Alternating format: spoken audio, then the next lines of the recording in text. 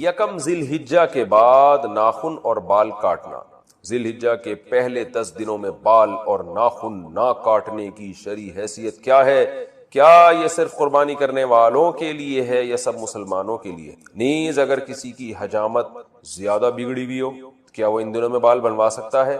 ذی الحجہ کا چاند نظر آ جائے تو حدیث میں آتا ہے کہ وہ شخص جس نے قربانی کرنی ہے، قربانی کا ارادہ ہے جس کا، ہر آدمی کے لیے نہیں ہے، جس نے قربانی کرنی ہے، جس کا ارادہ ہے، ظاہر ہے مالدار کا ارادہ ہوتا ہے، اور اگر غریب کا ارادہ بن گیا ہے، واجب تو نہیں ہے غریب پر لیکن وہ ارادہ کر لیتا ہے، تو اس کے لیے بھی مستحب حکم یہ ہے کہ وہ ناخن اور بال نہ کاٹے، یعنی چاند نظر آنے سے پہلے پہلے کاٹ لے اور پھر ان 10 دنوں میں نہ کاٹے، اور وہ جب کاٹے جب جانور کے گلے پہ چھری چل جائے۔ یہ افضل عمل ہے، بہتر عمل ہے، لازم نہیں ہے، اور یہ افضل بھی اس صورت میں ہے کہ بعض دفعہ یہ ہوتا ہے کہ 40 دن ہونے والے اور ناخن بال آپ نے کہیں کاٹے نہیں ہیں، تو پھر 40 دن کی مدت سے زیادہ تو پھر یہ ناجائز ہو جائے گا، تو پھر ایسی صورت میں بہرحال آپ کو کاٹنے پڑیں گے، یعنی بہت زیادہ اگر ناخن بال بڑھ گئے ہیں اور 40 دن کی مدت پوری ہونے والی ہے تو پھر آپ کے لیے کاٹنا ان بالوں کو واجب ہے۔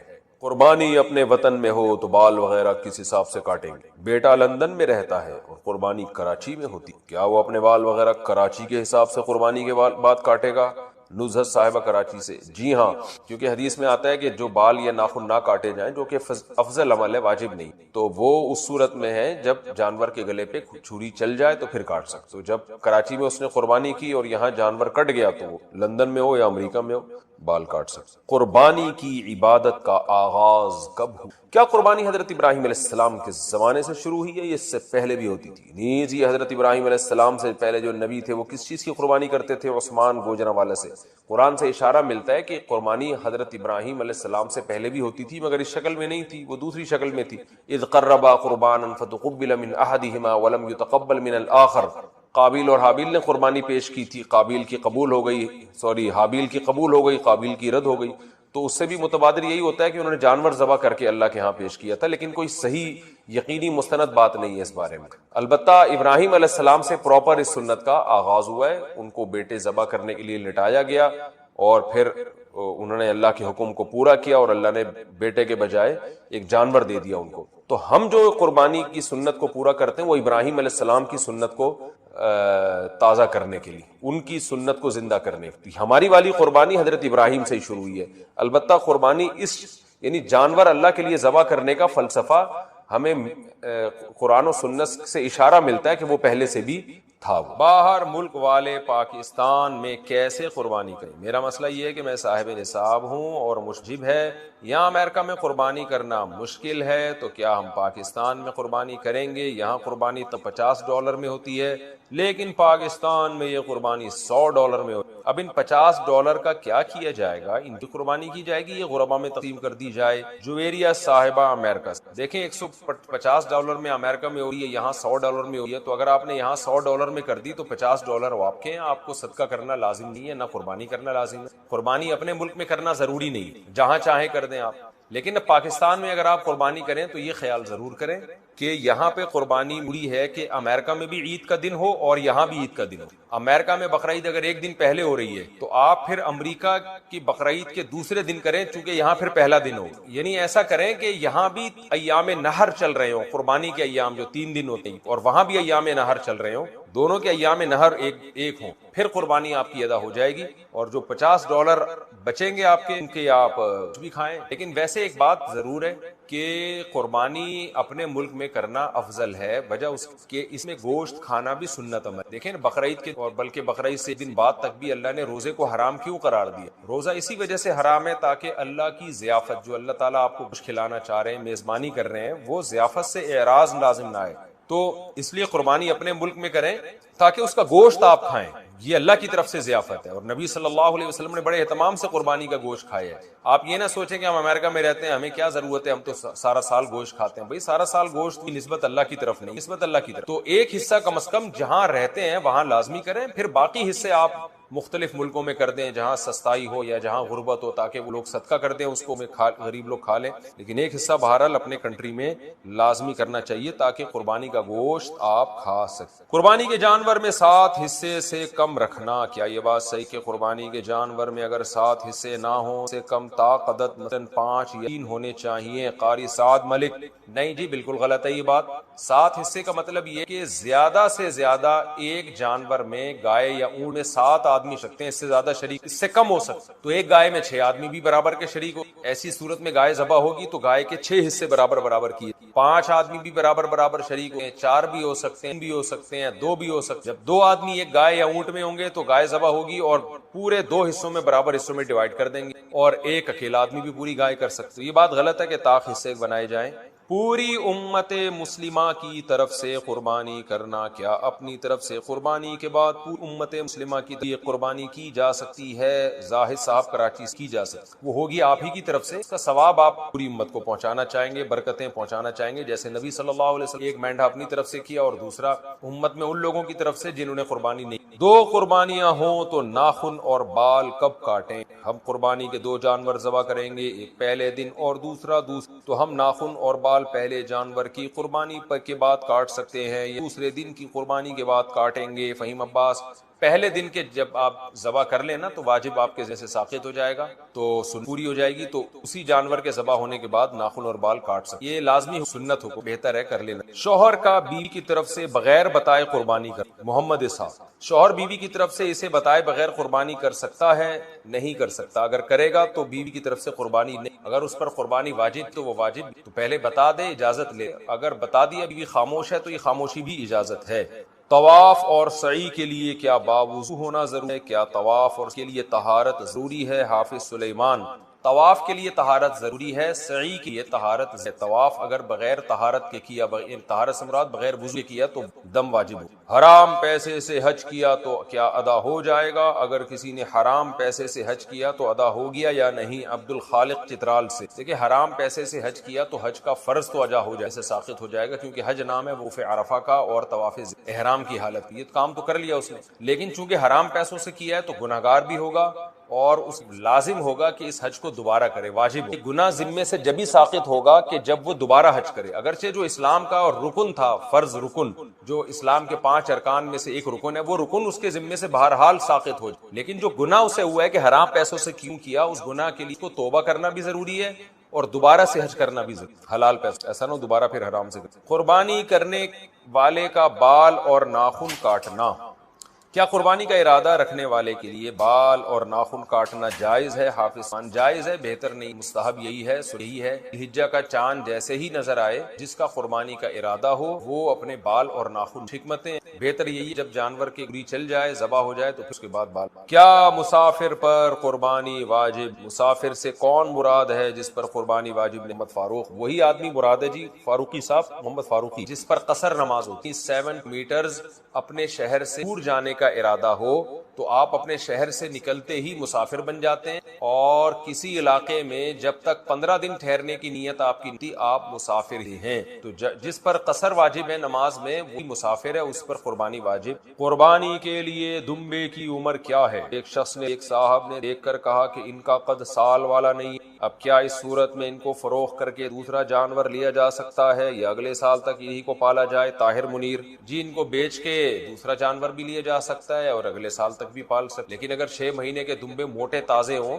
اور دیکھنے میں، ایک صاحب سے نہ پوچھیں، 2-4 صاحبوں سے اور پوچھ کے، دیکھنے میں لگ رہے ہوں سال کے۔ قربانی کس عمر میں واجب ہے اگر صاحب استطاعت ہو؟ سحر گل: شریعت کے تمام احکام آپ پر واجب ہیں جب آپ بالغ ہو، تو خواتین جب مینسز آنا شروع تو وہ بالغ شمار ہوتی ہیں، اور لڑکوں جب نائٹ فال احتلام شروع ہو جائے تو، اور اگر یہ علامتیں عورت میں یا مرد میں ظاہر نہیں، اسلامی لحاظ سے جب بھی کوئی لڑکا یا لڑکی 15 سال کا ہوگا تو وہ بالغ تو بالغ ہوتے ہی شریعت کے تمام احکام آپ کی بجے ہو جاتے ہیں۔ اس عمر میں اگر صاحب نصاب ہیں تو ہے مرد ہو یا عورت۔ اپنی قربانی چھوڑ کر والدین کی طرف سے قربانی کرنا، میں اس سال اپنی قربانی نہ کروں، والدین کی طرف سے کر لوں، یہ جائز ہے؟ ایم ایس فاروقی، برطانیہ۔ دیکھیں، اگر آپ کے والدین وفات پا چکے تو پھر اگر آپ والدین کی طرف سے کرتے ہیں وہ حقیقت میں آپ ہی کی طرف سے ہوتی ہے، اس کا ثواب والدین کو پہنچا رہے ہو، تو اس میں آپ کا اپنا واجب بھی ادا ہو جائے۔ لیکن اگر آپ کے والدین حیات ہیں تو آپ کی طرف سے قربانی کر رہے ہیں ان کی پرمیشن سے، تو پھر آپ کی قربانی نہیں ہوگی، بلکہ ایک جانور میں دو بندوں کی بھی نہیں ہوگی، ابا اماں دونوں کی نہیں، دو حصے لینے پڑیں گے یا دو جانور کرنے پڑیں گے، تب ابا اور اماں کی ہوگی۔ تو ایسی صورت میں پھر آپ اگر صاحب نصاب ہیں تو آپ گناہگار رہ جائیں۔ تو اگر آپ کے والدین حیات ہیں، زندہ ہیں، تو پھر تو آپ اپنی طرف سے قربانی کریں، اور والدین صاحب نصاب ہیں تو ان کی طرف سے الگ کر لیں، صاحب نصاب نہیں، ضرورت نہیں ہے کرنے کی۔ اور اگر والدین دنیا سے جا چکے ہیں کی طرف سے قربانی، وہ اصل میں آپ ہی کی اپنا ہی قربانی کہلاتی ہے۔ مردہ جو ہے وہ تو شرعی احکام کا، عبادت کا مکلف نہیں، جو میت ہے، تو آپ ہی کی قربانی ہوگی، آپ کا واجب بھی ادا ہو جائے گا اور ثواب بھی ان کو انشاءاللہ والدین کو مل جائے گا۔ قربانی اور زکوٰۃ کے نصاب میں کیا فرق ہے؟ انابیہ رحمان صاحبہ نے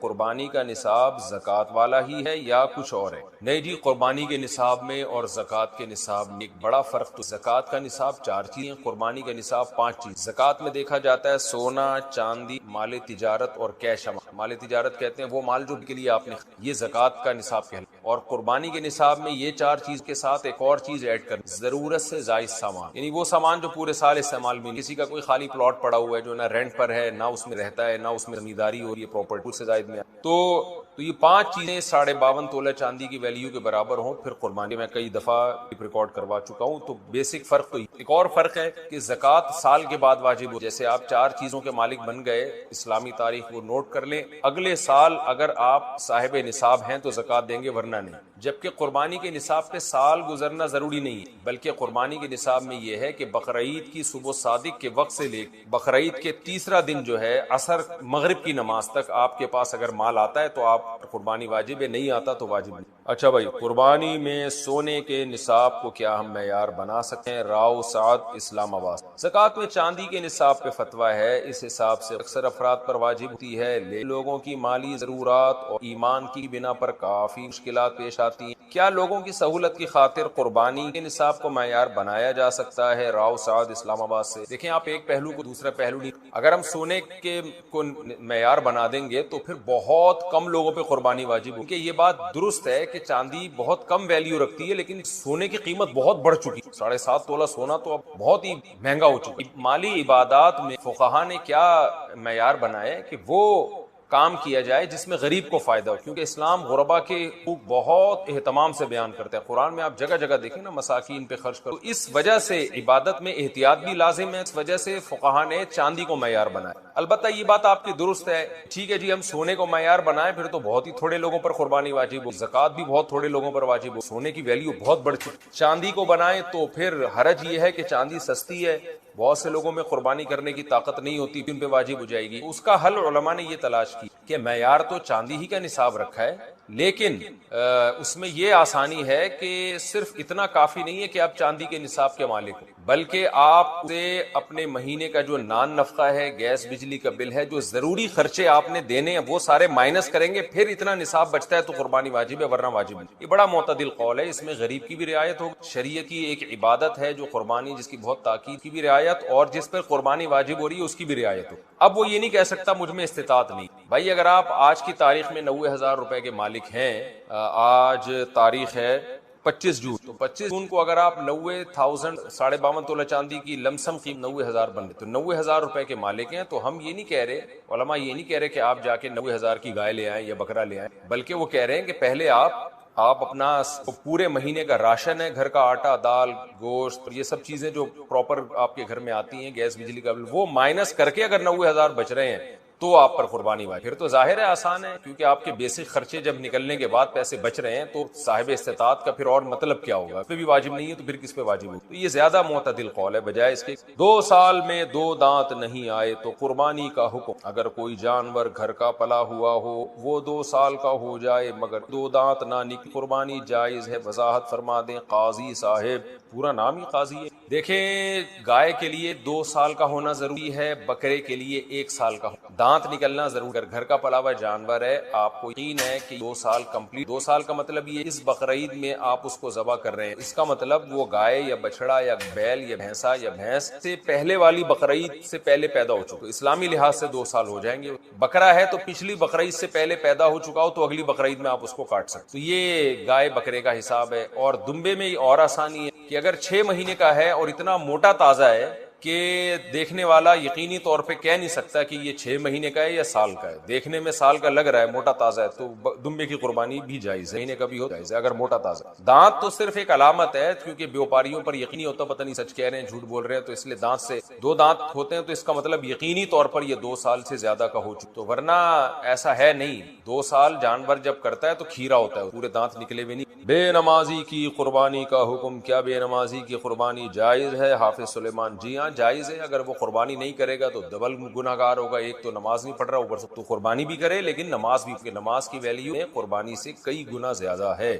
حاملہ جانور کی قربانی کا حکم، کیا حاملہ جانور کی قربانی جائز ہے؟ حافظ سلیمان: جائز ہے. اگر اس بچہ زندہ نکل آئے تو ذبح کر دے. اختلافی مسئلہ ہے، بعض علماء کہتے ہیں ذبح کیے بغیر کھانا بھی جائز ہے. زکوٰۃ الجنین، زکوٰۃ امہا، اور امام حنیفہ کا موقف یہ کہ خبر واحد جب متواتر اور قطعی کے خلاف ہوتے وہ خبر واحد میں تعویل، کیونکہ قرآن میں مردار کھانے سے بہت جگہ پہ منع کیا گیا ہے. ان کے نظر میں جب اگر بچہ زندہ نکل آئے تو اس کو بھی ذبح کیا جائے گا، اور ذبح کر کے بہتر یہی ہے کہ جو جانور حاملہ ہو اس کی قربانی نہ کی جائے. 70,000 کا موبائل فون ہو تو کیا قربانی واجب؟ موبائل فون جس قیمت 70,000 ہے، کیا اس کے مالک پر قربانی واجب ہے؟ نعمان رنگون: نہیں جی، 70 کروڑ بھی اگر ہے تو استعمال کی زکوٰۃ واجب ہوتی ہے نہ قرض. وہ الگ بات ہے کہ غریب آدمی ہم منع کریں گے کہ موبائل فون ہی قربانی کے مسائل پر اس پڑتا. عورتوں پر کیا قربانی واجب ہے؟ مریم صاحبہ نے پوچھا ہے کیا خواتین پر قربانی واجب ہے؟ کیا شوہر جو قربانی دے ہیں وہ بیوی کی طرف سے بھی ہو جاتی ہے؟ اس عورت پر کب قربانی واجب ہے؟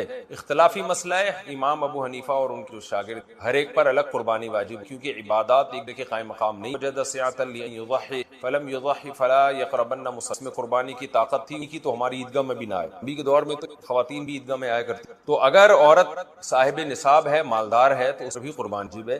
ہاں اگر شوہر اس کی اجازت سے اس کی طرف سے قربانی کر دے گا تو عورت کی بھی قربانی ہو. عام طور پہ مرد کر رہے ہوتے ہیں، بیوی کے بھی حصہ ڈال رہے ہوتے ہیں، لیکن اگر مرد نہیں کر رہا تو عورت پر لازم ہے نہیں کرے، حصہ لے یا کسی طرح بھی بکرا لے لے، دمبا لے لے. اب عورت پر کب واجب ہو؟ یہ صاحب نصاب ہو، 52.5 تولہ چاندی کے برابر سونا چاندی تجارت یہ سامان جس کئی بار بتا چکا. آج کل تو گولڈ اتنا مہنگا ہو گیا ہے، گولڈ قربانی واجب. وقف قربانی کا حکم، وقف قربانی کیا ہوتی ہے؟ کیا یہ قربانی کرنے سے واجب پورا ہو جاتا ہے؟ محمد حسن کراچی سے. دیکھیں وقف قربانی فقہی لحاظ سے ہو، کیونکہ وقف منقولی اشیاء میں نہیں ہوتا، کھانے پینے کی چیزیں وقف نہیں. وقف تو کہتے ہیں کہ حبس الاصل وصرف المنافع الى مستحق الوقف یا الى المستحقین یا الى الفقراء کہ یا الى الموقوفین علیہم، کہ آپ ایک چیز کی اصل کو روک لیں اور اس کے منافع کسی خاص لوگوں پر آپ وقف کر دیں، جن کو موقوف علیہم کہا جاتا ہے، جن کے اوپر وقف کیا. تو کھانے پینے کی چیز وقف کا عین کبھی فنا نہیں ہوتا. جو چیز وقف ہے وہ باقی، جیسے زمینیں وقف ہوتی ہیں تو زمین باقی رہتی ہے، اس سے لوگ فائدہ اٹھاتے ہیں. مسجد وقف ہوتی ہے،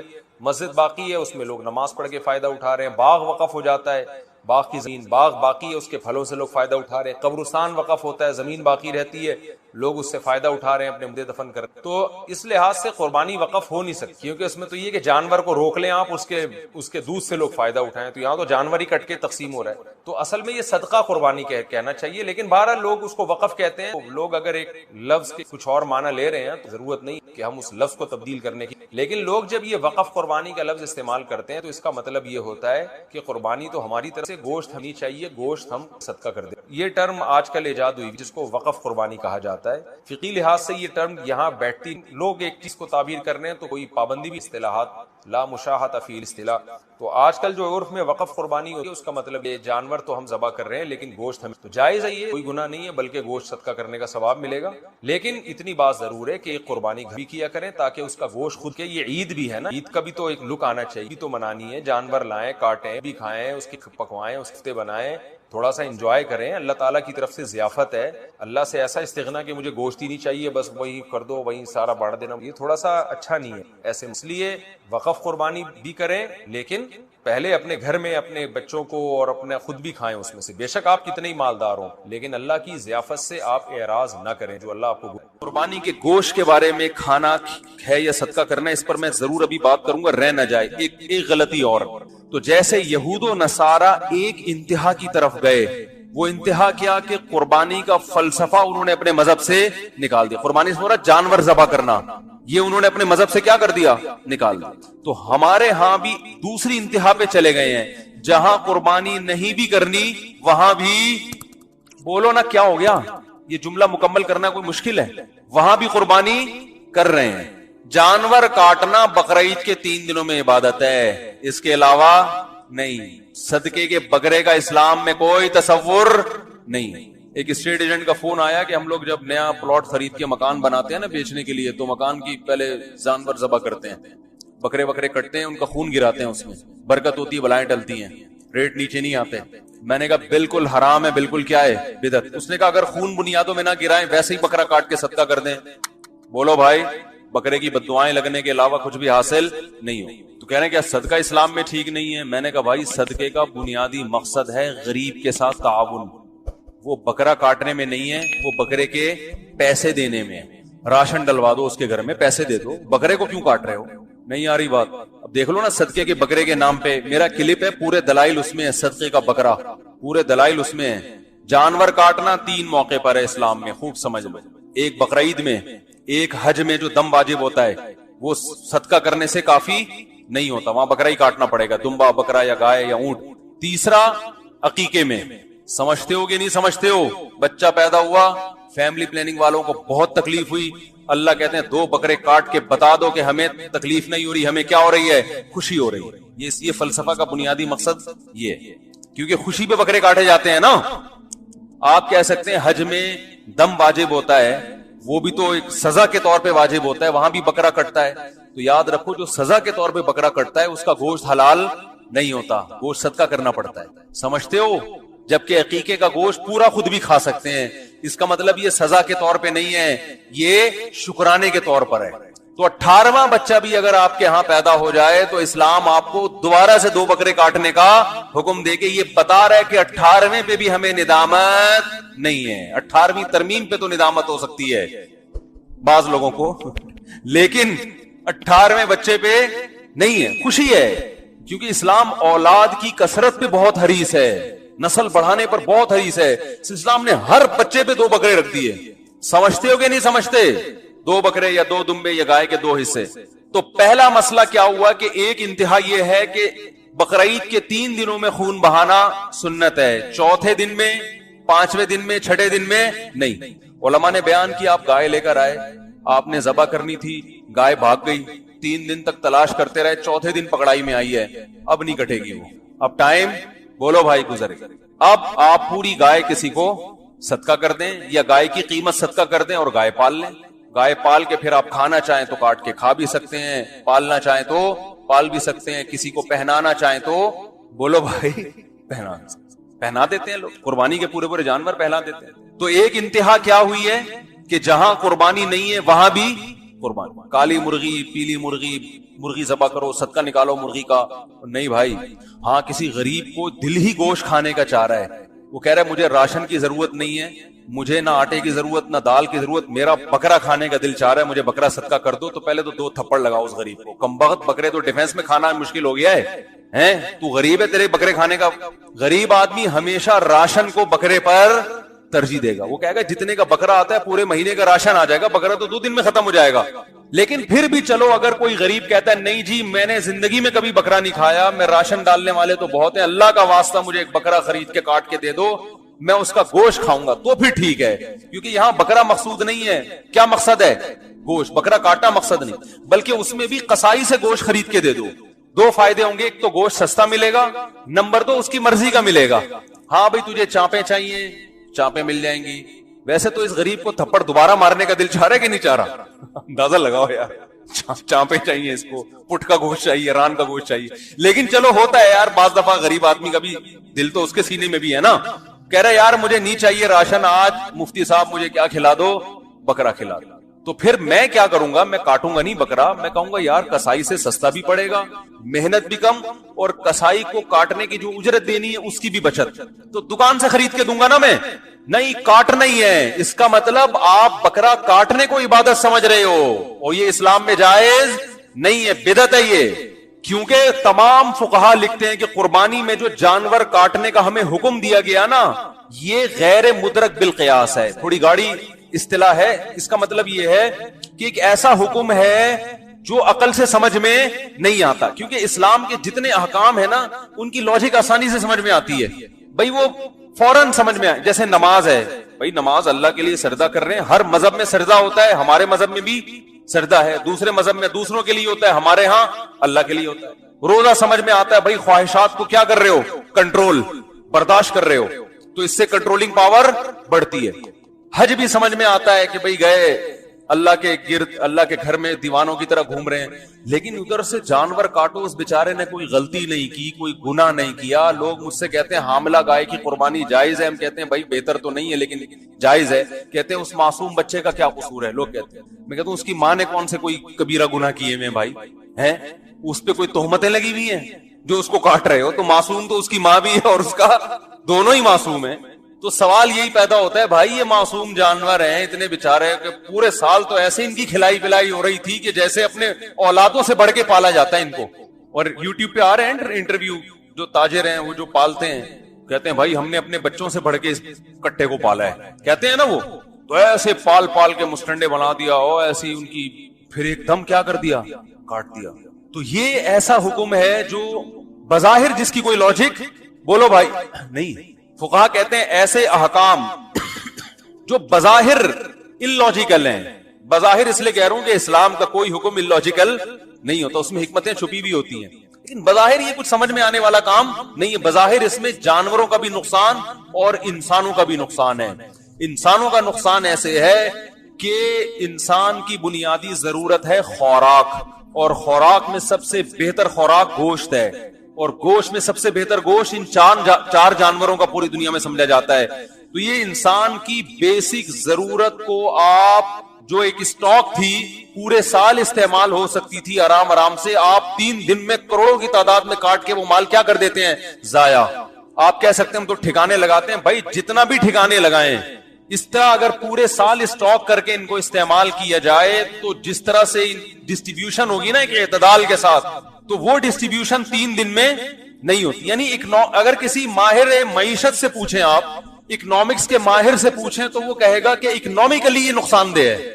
سمجھ میں نہیں آ رہی بات بھائی, اکنامکلی کیا یہ یار, مجھے ایک بات بتاؤ نا, آپ 10 کلو گوشت لے کر آ کے فریز کر دیا آپ نے, تو آپ بیگم سے بولو گے نا روزانہ تھوڑا تھوڑا اس میں سے پکاتی رہو اور فریز کر دو, یا ایک بکرا لا کے کاٹو گے تو آپ کیا کہو گے کہ بھائی اس کو کیا کرو, تھوڑا تھوڑا کر کے استعمال کرو تاکہ روزانہ ہم کھائیں. بیگم نے 10 کلو گوشت ایک دن میں ہی نکال دیا فریج سے, تو آپ کتنا کھا لو گے, جتنا بھی کھاؤ گے, کچھ کھاؤ گے, کچھ صدقہ کرو گے, اور کچھ غریب بھی 3 دن میں اتنا کھا لے گا نا, صدقے کی بھی اتنا قربانی کھا لیتا ہے غریب آدمی بھی کہ وہ بھی پورے سال اسٹاک نہیں کر سکتا. تو اکنامکلی اس کا فلسفہ سمجھ میں آنے والا نہیں ہے. اور دوسرا بظاہر ظلم جانور پہ, بظاہر اچھا والا کٹا بکرا پالا, کوئی جرم نہیں کیا, کسی کو ٹکر نہیں ماری اس نے, کسی کی گھنٹی بجا کے نہیں بھاگا, اس سے زیادہ تو ہمارے اپنے بچے شرارتی ہوتے ہیں نا. اتنا کچھ بیچارہ معصوم کیا کر دیا آپ نے. چلو اسلام یہ کہتا کہ معذور جانوروں کو کاٹ دو, ہم کہتے یار یہ تو ویسے بھی لنگڑے لولے, بڑی ان کو پالنا مشکل ہو رہا تھا تو ہم ان کو کاٹ دیتے ہیں, تو سمجھ میں آتی نا بات. اسلام نے کہا جو لنگڑا ہے وہ بولو بھائی نہیں چلے گا, نہیں یار. فقہا نے لکھا ہے جس جانور, جو خوبصورت جانور ہو اس کی قربانی زیادہ بہتر ہے. مادہ کی قربانی بھی بعض فقہا لکھتے ہیں زیادہ بہتر ہے, حالانکہ وہ نسل بڑھاتی ہے. لیکن یہاں قربانی کا تو مطلب ہی کیا ہے, ایسا کام کرو جس سے آپ کے دل پہ آرے چلیں, ماہر معیشت کے دل پہ آرے چلیں. یار یہ ہماری اکنامکس کی تو ساری اکویشنز یہاں کی کیا ہو رہی ہیں, فیل ہو رہی ہیں, تباہ کر دیا ان لوگوں نے. اللہ کہتے ہیں ہونے دو. سمجھ میں آ رہی ہے بات, اکنامکس کے ماہرین کو رونے دو, ان کی ساری اکویشنز کو فیل, بولو نا بھائی اکویشنز کو فیل ہونے دو ان کی ساتھ, ایسی کی تیسی. تو اللہ ایسا حکم کیوں کروا رہا ہے؟ اچھے بھلے کٹے پلے پلائے کوئی انڈیا سے اسمگل ہو رہے ہیں, وہ کہاں کہاں سے آ رہے ہیں, اور ایک دن میں کاٹ پیٹ کے چانپے الگ, سری پائے الگ, کیا ہو رہا ہے یہ؟ اللہ کہتے ہیں میں کیا ہوں, خدا. گاڈ جب کوئی حکم دیتا ہے تو اس کے ذمے یہ نہیں ہے کہ ہر چیز کی لاجک بیٹھ کے بیان کرے. تو میں خدا کس بات کا ہوا بھائی پھر؟ تو ہم جو 3 دن قربانی کرتے ہیں کیوں کرتے ہیں؟ کوئی ہندو پوچھے یار اس جانور نے کیا بگاڑا ہے, آپ بولو بھائی اس جانور نے نہیں بگاڑا, لیکن اس جانور کو پیدا کس نے کیا ہے؟ اللہ نے. اسی اللہ کا حکم ہے اس کو کاٹ ڈالو. وہ کہے گا میری سمجھ میں نہیں آتا, تو آپ اس سے کہیں اس لیے نہیں آتا کہ تمہاری سمجھ میں اللہ ہی نہیں آ رہا. ہیں جو اللہ نہیں ہے وہ تمہاری سمجھ میں آ رہے ہیں, جو اتنے پتھر کے بنے ہوئے بت ہیں, جو حقیقی خدا ہے وہ سمجھ میں نہیں آ رہا. دیکھو میں لوگوں سے کہتا ہوں نا, ابا اگر کوئی آرڈر دیں, ہمارے ایک استاذ تھے, ان کے والد صاحب تھے کیا ہیں, تو ہمیشہ میں ان کو تھے کر دیتا ہوں, ہیں ابھی بھی الحمدللہ, یعنی واقعہ پرانا ہے نا تو اس حوالے سے تھے. ان کے والد صاحب جب انہیں کوئی حکم دیتے, وہ دیہاتی والد تھے, عجیب عجیب سے حکم بھی دیتے تھے جو سمجھ میں آنے والے نہیں ہوتے. کہتے یار یہ کیا کہہ دیا انہوں نے, اب آپ کر رہے ہیں. تو انہوں نے کہا بھائی میں یہ نہیں دیکھتا کہ یہ حکم کیا ہے, میں یہ دیکھتا ہوں دینے والا کون ہے. ابا نے حکم دیا ہے تو بے شک سمجھ میں نہ آئے تو ابا کا حکم اگر سمجھ کے عمل کرنا ہے تو ابا میں اور دوست میں کوئی فرق ہوا, ابا میں اور باس میں کوئی فرق ہوا. ابا نے کہا 20 انڈے لے آ. اب آپ ابا سے جو لڑکے بحث کر ہوتے ہیں, ابا 20 افراد گھر میں نہیں ہیں, 20 انڈے کا کرنا کیا ہے. ابا پھر دوسری دفعہ بولیں گے بھائی تیرے کو بولا ہے کہ 20 انڈے لے آ. بچے لڑ رہے ہوتے ہیں نا, ابو 20 انڈوں کا کیا کرنا ہے, 10 بہت ہیں. تو تیسری دفعہ میں ابا کیا بولے گا, باپ تو ہے یا میں ہوں, جو تجھے بولا ہے نا کر, چماٹ آئے گا ورنہ. تو باپ جو ہے نا, باپ یا ماں یا گھر کے جو بڑے ہیں, ان کو فالو اس لیے نہیں کیا جاتا کہ ان کا حکم سمجھ میں آ رہا ہے, ویل ڈن, ابا نے آج بڑا شاندار آرڈر کیا ہے, بالکل سمجھ میں آ رہا ہے. بھائی آرڈر ابا نے کیا ہے ایسی کی تیسے, جو مطلب وہ اس کا ہمیں کیا ہے یار, نہیں کروں گا تو ناراض ہو جائیں گے. تو ناراضی سے بچانے کے لیے اس کو 20 انڈوں کی مثال مزیدار نہیں ہے, ٹھیک ہے نا, 20 وہ اب مثال میں اچھی سوچوں گا تو ٹائم اسی میں پورا ہو جائے گا. مقصد تو سمجھ میں آ گیا نا کیا کہہ رہا ہوں, تو وہ لاجک نہیں. تو بھائی اللہ کا مقام ابا سے تو زیادہ ہے نا, اور قربانی سنت ہے ابراہیم علیہ السلام کی. اس میں اللہ نے بتا دیا کہ ابراہیم علیہ السلام کو تو اس سے بھی زیادہ عجیب بات کا حکم دیا تھا. تم کہہ رہے ہو معصوم گائے نے کیا بگاڑا ہے جو ہم اس کو ذبح کر رہے ہیں, وہ معصوم بچے اسماعیل علیہ السلام نے کیا بگاڑا تھا جن کو ابراہیم علیہ السلام ذبح کر رہے تھے. کیا ہو گیا بھائی, سمجھ میں نہیں آ رہا. قرآن میں ہے نا کہ ابراہیم علیہ السلام کو ہم نے حکم دیا کہ اپنے بیٹے کو ذبح, 7 سال کا معصوم بچہ, اور دعاؤں سے ملا, بشارتوں سے ملا. وہ ابراہیم علیہ السلام کہہ سکتے تھے اللہ جب تو نے ذبح کروانا تھا تو دیا کیوں. آپ کسی کو گفٹ دیں, موبائل ڈبہ پیک, اور گفٹ بھی آپ دیں کہ بھائی یہ گفٹ برائے گفٹ نہیں ہے, تمہاری حسن کارکردگی سے متاثر ہو کر یہ آئی فون آپ کو میں دے رہا ہوں, تو وہ گفٹ کی اور ویلیو ہے کہ آپ کی کارکردگی سے باس کیا ہوا ہے, متاثر, کہ یہ ڈبہ پیک آئی فون آپ کے لیے. 3 دن کے بعد وہ کہتا ہے یار واپس کر دو, تو آپ کہیں گے سر یا تو دیتے نہیں, دیا ہے تو واپس لینا غیر اخلاقی حرکت, کہیں گے نا. اللہ نے ابراہیم علیہ السلام کو بیٹا دیا اسماعیل, ان کی قربانیوں کے صلے میں, کہ آپ کو اللہ نے بہت آزمایا. اللہ نے کہا گفٹ دوں گا اسماعیل, 7 سال کا بچہ جو انگلی پکڑ کے باپ کے ساتھ چلنے کے قابل ہوا. اس سے پہلے تو ماں کی کسٹڈی میں ہوتا ہے نا, 7 سال میں کہاں آتا ہے, باپ سے لگاؤ اس کا بڑھتا ہے, اور اللہ حکم دے رہے ہیں کہ اس کو کیا کر دو, کاٹ دو. تو آج کے لبرلز ہوتے, شیطان اس وقت آئے ابراہیم علیہ السلام کو مینا میں ورغلانے کے لیے. تو یہ جتنے نام لحاظ لبرلز ہیں, ان کے تانے وانے کس سے ملتے ہیں, شیطان سے. شیطان نے آ کے, جو ہم کنکریاں مارتے ہیں نا مینا میں, بڑے شیطان, چھوٹے شیطان, درمیانہ شیطان, وہ شیطان وہاں ہے نہیں. وہاں شیطان 3 جگہوں پہ آیا تھا حضرت ابراہیم علیہ السلام کو بہکانے کے لیے. تو ابراہیم علیہ السلام نے وہاں شیطان کو کیا ماری تھی, کنکریاں, تاکہ اس کے شر سے میں بچ جاؤں. تو اللہ کو ابراہیم علیہ السلام کا یہ عمل اتنا پسند آیا کہ حاجیوں کو حکم دیا جب بھی یہاں جاؤ تو کنکریاں مارو. حالانکہ وہاں شیطان ہے نہیں ابھی, تو وہاں پر حکومت سعودیہ نے 3 ستون بنا دیے نشانی کے طور پر, تاکہ وہ جگہ یعنی ضائع نہ ہو جائے نا, ایسا نہ بھول جائیں کہ وہ جگہ کہاں گئی. اب مجھے ایک بات بتاؤ, شیطان جب ابراہیم علیہ السلام کے پاس آیا اور کیا ورغلانے لگا کہ اپنے معصوم بچے کو ذبح کرنے کے لیے کیوں لے کے جا رہے ہو, مینا میں حکم تھا نا جا کے ذبح کر دو اس کو, بچہ بھی ریڈی. تو ابراہیم علیہ السلام نے وہاں شیطان کے ساتھ دلائل سے مقابلہ بولو نا نہیں کیا. ہر بات میں لوگوں سے الجھا نہیں جاتا, اس سے نقصان ہوتا ہے. جب اللہ کا حکم آ گیا, عقل سے سمجھ میں آئے یا نہ آئے, بھائی اللہ کا حکم ہے, اس میں تو دلیل پوچھنا بھی کفر ہے. اللہ بولے گا تو مجھ سے زیادہ سمجھدار ہو گیا, مجھ سے پوچھ رہے کیوں آرڈر دیا میں نے, مجھ سے آگے جانے کی کوشش کر رہا ہے. ان جانوروں کو تو نے پیدا کیا جو تو کہہ رہے کہ اللہ میں کیسے کاٹوں ان کو. تو اللہ تعالیٰ نے, وہ شیطان جب آیا تو ابراہیم علیہ السلام نے شیطان کو کنکریاں ماری, یہ بتانے کے لیے کہ میں دلائل سے مقابلہ نہیں کروں گا تجھ سے. تو ایسا نہ ہو کہ میرے دل میں وسوسے پیدا کر دے, تیرے دلائل اگر میں نے سنے وسوسے آ گئے, ایسا نہ ہو کہ اللہ کے حکم سے پیچھے ہٹ جاؤں میں. تو اٹھا کے مارو اس کو, سالے کو. کوئی سالہ بیٹھا ہوا ہو تو معذرت بھائی, تو میرا نہیں, ہر آدمی ایک دوسرے کا سالہ ہو سکتا ہے نا, کوئی بھی کسی کا سالہ ہو سکتا ہے. تو یہ سالہ اس معنی میں نہیں ہے, کسی اور معنی میں. وہ جو ہے نا بیوی کے بھائی کو برادر نسبتی کہا کریں, کتنا اچھا لفظ ہے, یا بردر ان لا کہہ دیا کریں. سالے کا لفظ آج کل یہ ہندو کلچر میں چونکہ سالے کی کوئی ویلیو تھی نہیں, اسلام میں تو بڑی اہمیت ہے نا. نبی صلی اللہ علیہ وسلم فرمائے سب سے زیادہ لائق احترام وہ ہے جس کی بہن یا بیٹی تمہارے نکاح میں ہے. تو اسلام میں تو یہ رشتہ بڑا مقدس ہے نا, تو ہندوؤں میں اتنا مقدس نہیں ہے. تو وہی بہت سی چیزیں ہمارے یہاں کس سے آ گئی ہیں, ہندوؤں سے آئی ہیں. تو ابراہیم علیہ السلام نے کنکریاں ماری, تو آپ پر بھی کوئی اعتراض کیا کرے کہ یار اتنا موٹا کٹا جانور لا کے ذبح کرنے کی کیا ضرورت ہے, لاک ڈاؤن میں اگر کوئی بیچارہ محتاج ہے تو اس کو کھلا دو. تو آپ نے کیا کرنا ہے, اٹھا کے ابراہیم علیہ السلام کی سنت اپنی ذمہ داری پہ پوری کریں. اپنی ذمہ داری اس لیے کہہ رہا ہوں کہ ابراہیم علیہ السلام نے جب شیطان کو مارا تھا تو شیطان نے نہیں مارا, کیونکہ وہ اللہ نے وہاں ابراہیم علیہ السلام کی مدد, جبکہ آپ کی مدد کا اللہ نے وعدہ نہیں کیا. آپ کنکری ماریں گے. دیکھیں اللہ تعالیٰ نے الحمد سے جو کچھ دعوے کیے, جو کچھ ہمیں سمجھایا, اس کا خلاصہ یہ ہے کہ اللہ یہ چاہتا ہے کہ میرے بندے میرا غلام بن کے رہیں. ویسے تو غلام ہیں, اللہ کی ملکیت ہے, لیکن یہ اس غلامی کو تسلیم کریں. عبدیت جسے کہا جاتا ہے, وما خلقت الجن والانس الا لیعبدون. اللہ کہتے ہیں میں نے جنات اور انسانوں کو صرف اپنی عبادت کے لیے پیدا کیا. عبادت کا مطلب عبد کہتے ہیں غلام کو, تو غلامی کے لیے بنایا اللہ نے. کس کی؟ اللہ کی. لیکن انسان اس غلامی کو قبول کرنے کے لیے تیار نہیں ہے, وہ چاہتا ہے آزادی, لیکن نتیجے میں پھر وہ کسی اور کا غلام بن جاتا ہے. جیسے میں بار بار کہتا ہوں نا, آج بچوں کے حقوق کے نام پہ بچوں کو بگاڑا جا رہا ہے, عورت کے حقوق کے نام پہ عورت کو تباہ کیا جا رہا ہے, انسانوں کے حقوق کے لیبل سے انسانوں کو تباہ کیا جا رہا ہے. لیبل لگانے پر گورنمنٹ کی طرف سے کوئی پابندی نہیں ہے, دیکھا یہ جاتا ہے کہ اس کا ریزلٹ کیا نکل رہا ہے.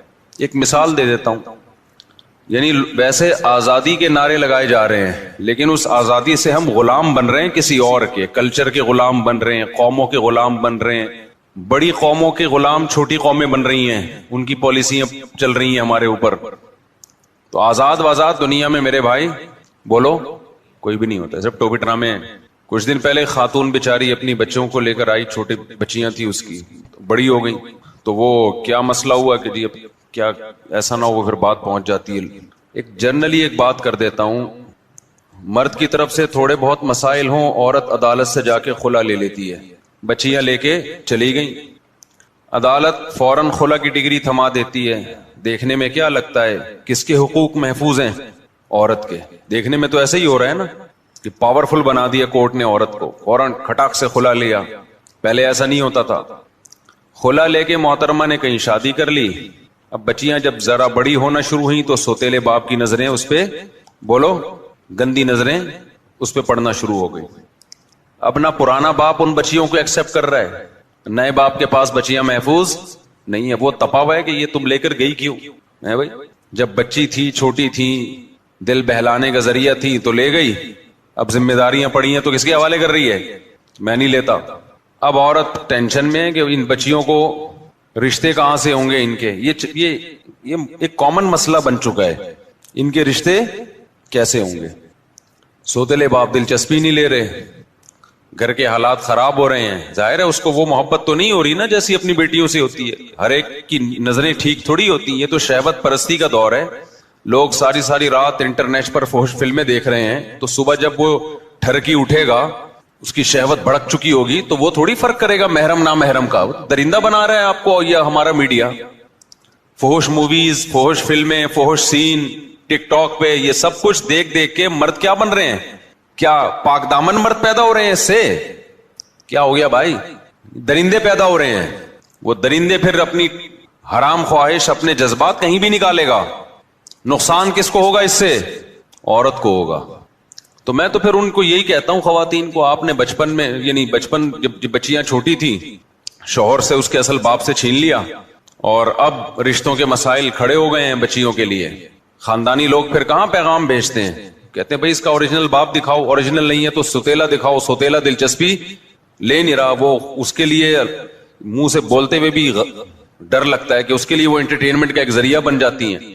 میں مانتا ہوں سارے باپ ایسے نہیں ہوتے, لیکن ایسے باپ بھی ہوتے ہیں. میڈیا بنا رہا ہے, یہ جو مارکیٹ میں جو پروڈکٹ میڈیا لا رہا ہے نا مردوں کی, وہ ہوس کے مریض پیدا کر رہا ہے. کیونکہ ٹک ٹاک پہ, سوشل میڈیا پہ, ٹیلی ویژن چینل پہ جب اتنی بے حیائی مرد دیکھے گا تو مرد درندہ بنے گا, جانور بنے گا, جو بن رہا ہے.